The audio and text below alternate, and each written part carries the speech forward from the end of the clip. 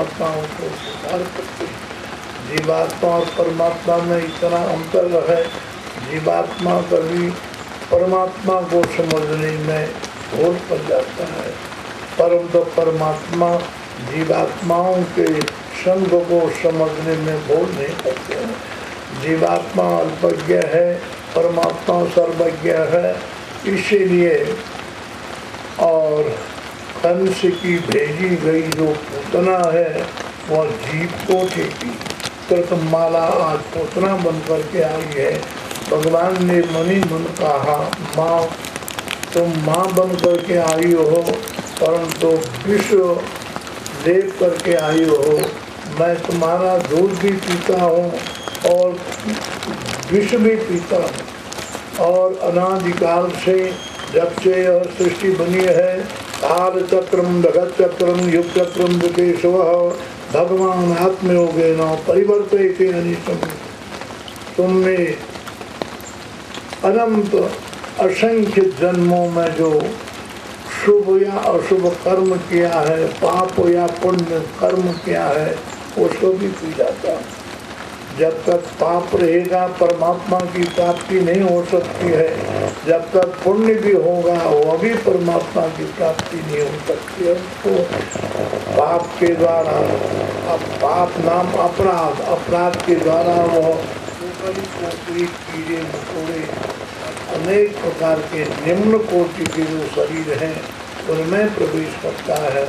और पुण्यकार से अधिक वह भूपति हो सकता है, धनपति हो सकता है, विद्यापति हो सकता है, वैभवपति हो सकता है, प्रकृति की संपदा का पति भी हो सकता है, अधिक से अधिक वो स्वर्गाधिपति देवराज इंद्र भी बन सकता है, देवता भी बन सकता है, इत्यादि इत्यादि। परंतु जब पुण्य नष्ट हो जाता है, क्षीणे पुण्य मत रोगम विषम दे, उसका पुण्य नष्ट होता है, उसका स्वर्ग भी नष्ट हो जाता है और देवता भी नष्ट हो जाते हैं। इस प्रकार से पुण्य का फल ध्वंस हो जाता है। वेदास त्रैगुण्य निष्त्रैगुण्य परंतु भगवत गुण भगवत संबंध जो है वह भगवत प्राप्ति कराता है। पाप का फल विनाश है, पुण्य का फल सुख है और भक्ति का फल परमात्मा की प्राप्ति है।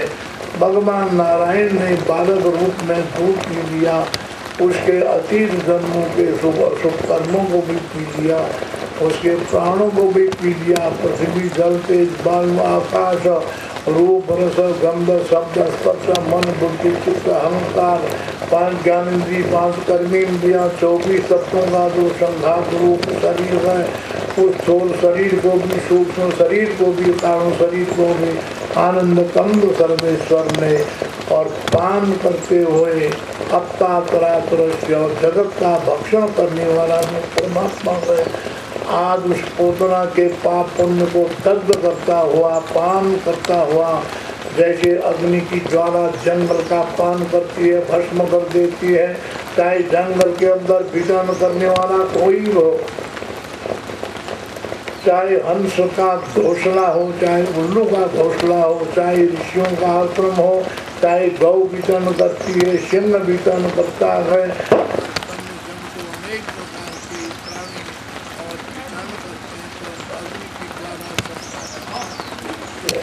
किंतु अग्नि को परमात्मा के सामने सामान्य है, परंतु वह पर ब्रह्म परमात्मा ब्रह्मांड का भक्षण करने वाला है, समस्त प्रकृति का भक्षण करने वाला। एक सामान्य पूतना के शुभाशुभ कर्म को पान करता है तो आश्चर्य की बात नहीं। ये ब्रह्म को वर्णन करता है ब्रह्म सप्तम तो यशो ब्रह्म तो यशो शेषम कल्पा श्वास लेने वाले प्राणी का और बिना श्वास लेने वाले का अर्थात जड़ चेतन का भक्षण करने वाला ऐसा पर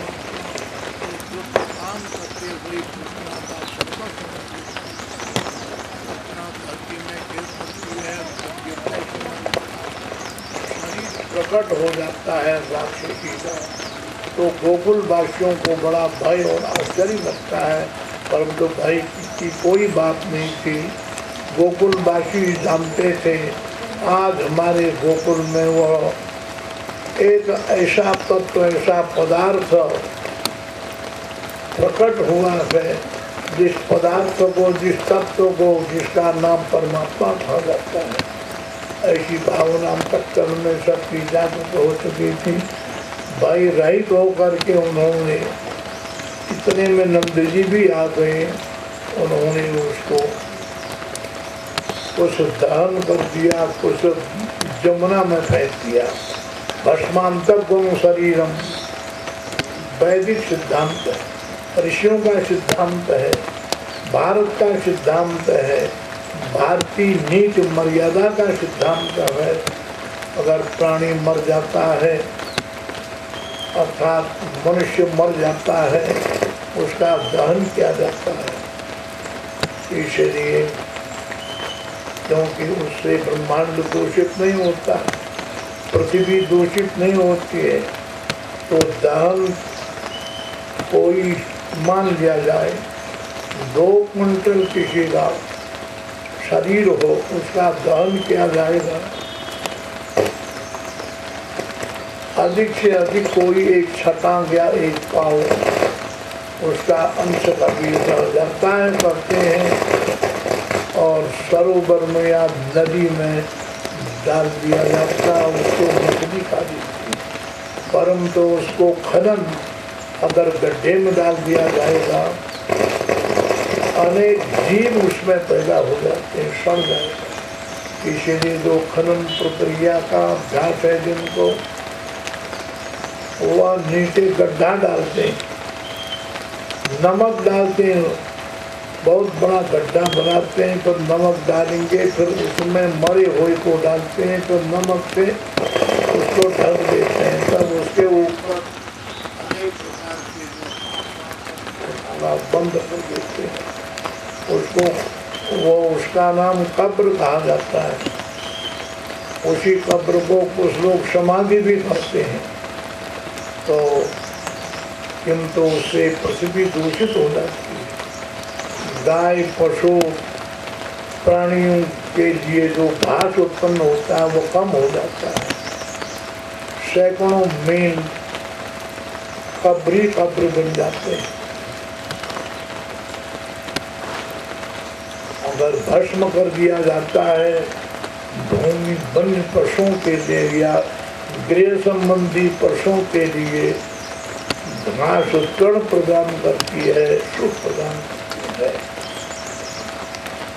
खनन प्रक्रिया पुराणवादी विशेष करते और बाइबिलवादी भी करते।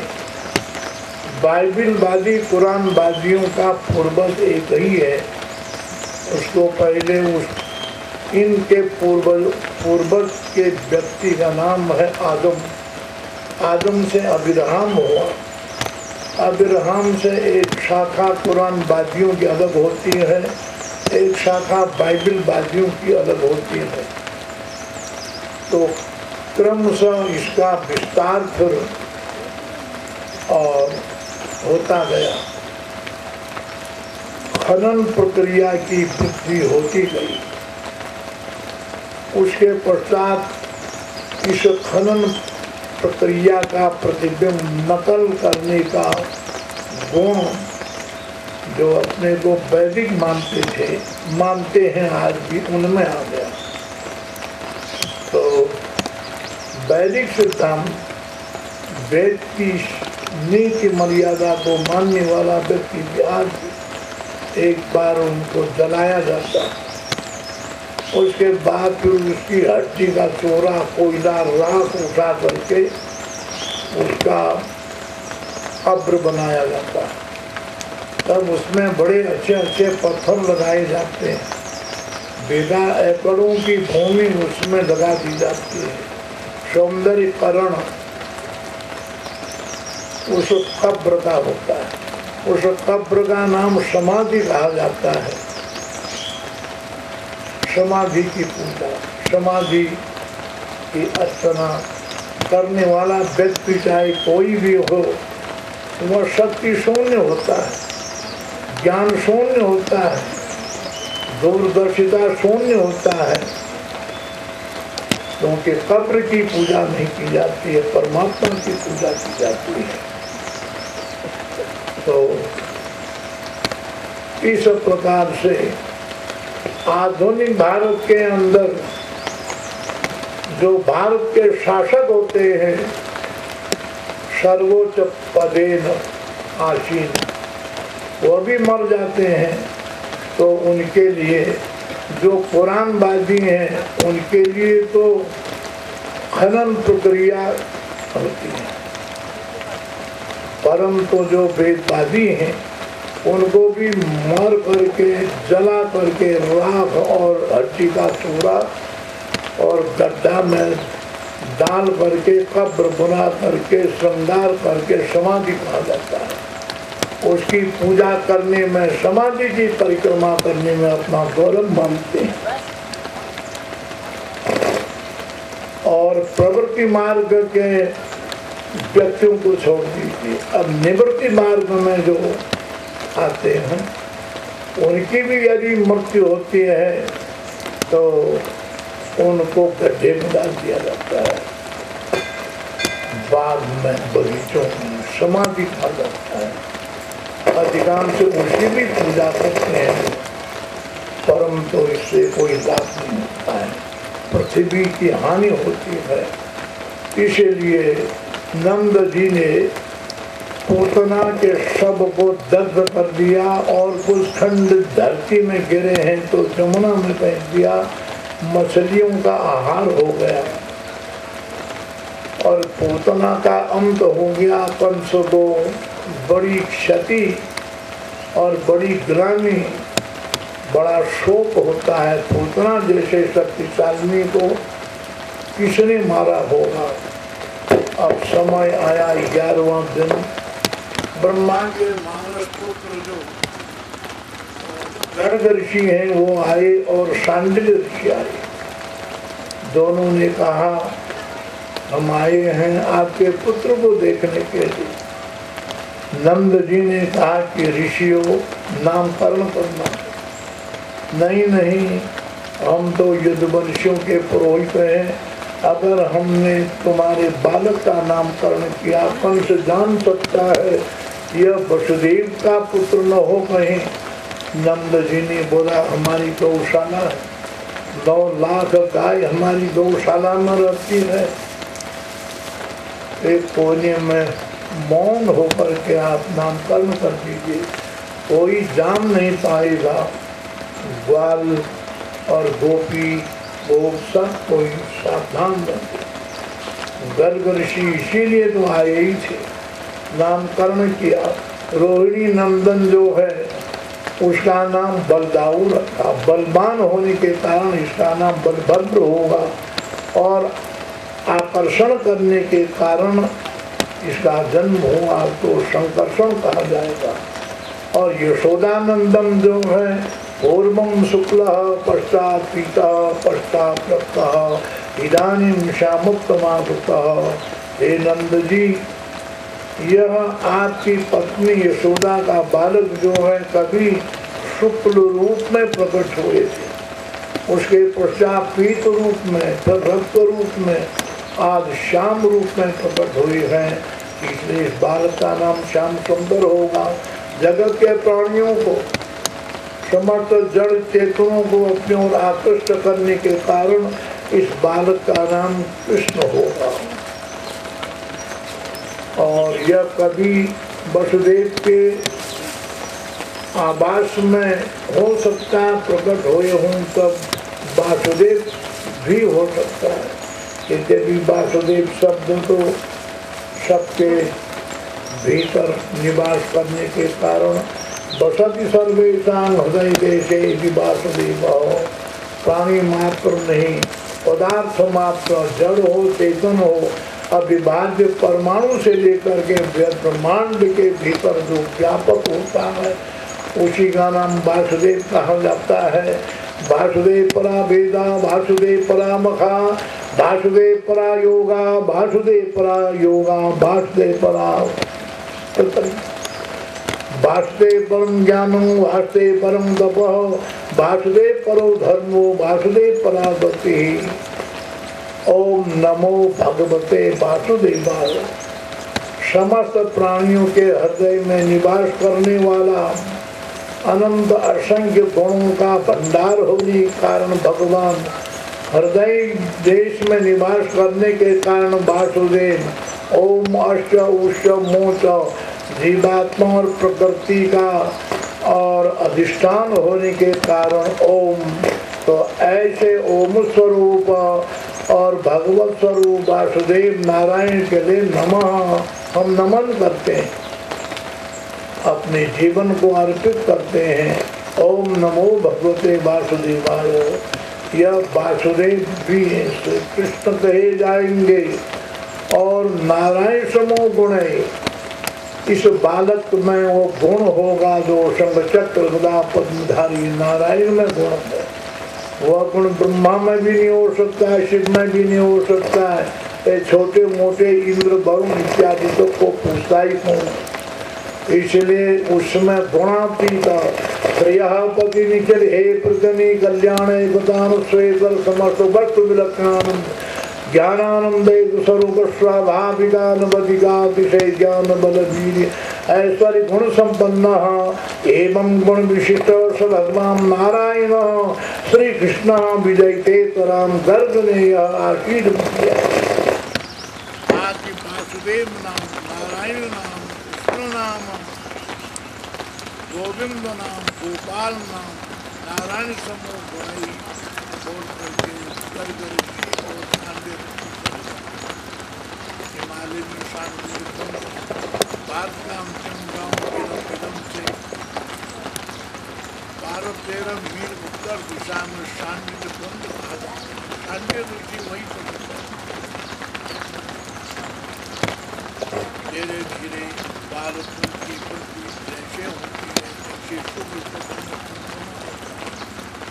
धीरे धीरे जीवात्माओं का शरीर ऐसा है, परमात्मा का शरीर नहीं बिगड़ा है। जीवात्मा अपने शुभ शुभ कर्म के बंधन से वह शुद्ध या अशुद्ध या छोटा या बड़ा या जलतर या थलतर या नवतर या अंडज या उद्भिद या स्वेदज शरीर को प्राप्त करता है। परंतु परमात्मा यह जलतर थलतर नवतर अंडज स्वेदज उद्भिद बंधन कर्म बंधन से मुक्त है और अपनी इच्छा से विग्रह धारण करते हैं। संभवान आत्माया योग माया जो उनकी है तब वह दिव्य शरीर धारण करते हैं। उनका पांच भौतिक पिंड नहीं है, जीवों को पांच भौतिक पिंड उपलब्ध होता है।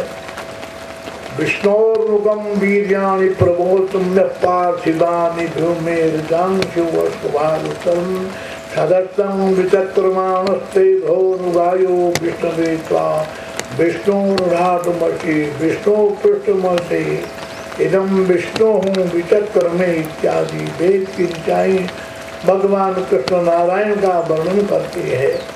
शुक्ल पक्ष के चंद्रवत संवृद्धि को प्राप्त होते हुए दोनों बालक बड़ी जल्दी एक ऐसी क्रीड़ा करते हैं, क्रीड़ा रत, कभी धूली में खेलते हैं, कभी पक्षियों को बुलाते हैं।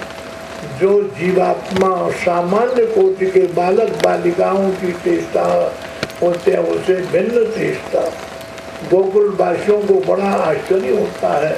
ऐसी चेष्टा पशु पक्षी मानव दानव किसी में देखी नहीं जाती है।